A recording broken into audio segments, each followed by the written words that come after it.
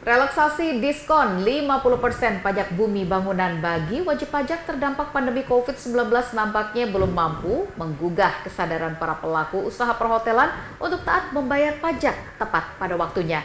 Terbukti hingga saat ini ternyata masih terdapat sejumlah wajib pajak besar yang belum memenuhi kewajibannya membayar pajak bumi dan bangunan.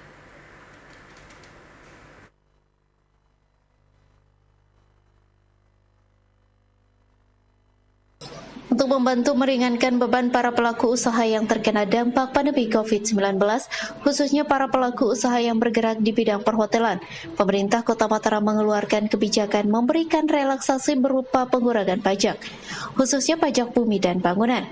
Di mana dalam kebijakan pemberian insentif tersebut, Pemkot Mataram memberikan pengurangan PBB sebesar 50% terhadap wajib pajak pribadi atau badan usaha hotel.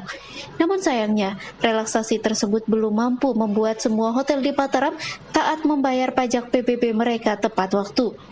Sampai saat ini, masih terdapat sejumlah hotel yang belum juga melunasi PBB-nya.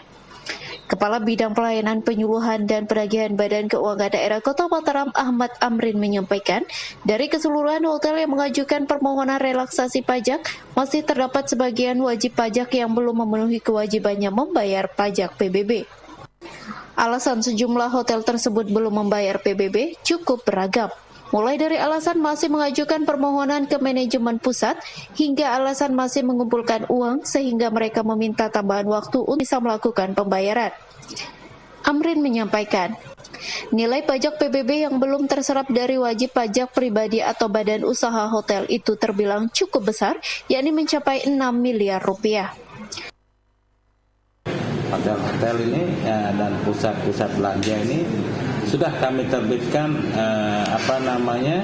SPPT pengurangannya, ya, keputusan pengurangan. Cuman ada sebagian masih yang belum melaksanakan pembayaran. Meskipun sudah dapat kuota ya, itu masih juga belum melakukan pembayaran.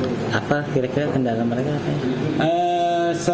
Salah satunya adalah perusahaan yang grup ini ya, itu proses pengajuan, alasannya waktu ditagih masih mengajukan pembayaran ke kantor pusat. Kemudian untuk usaha-usaha lokal itu biasalah ya, minta